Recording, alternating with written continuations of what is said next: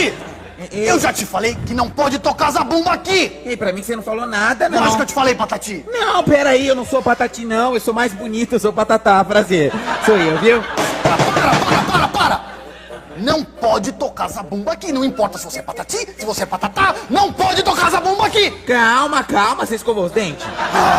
Eu, hein? Tá bom, eu não vou tocar aqui, não. Haha!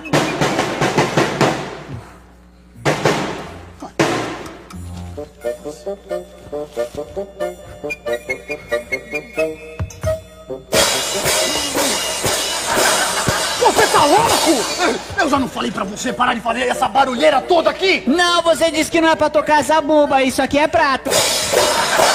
Não é pra tocar zabumba e nem prato! Não? Não é pra fazer barulho, você me entendeu? Ai, tá bom, eu não vou tocar mais prato não, tá, moço? Ai, eu vou tô saindo.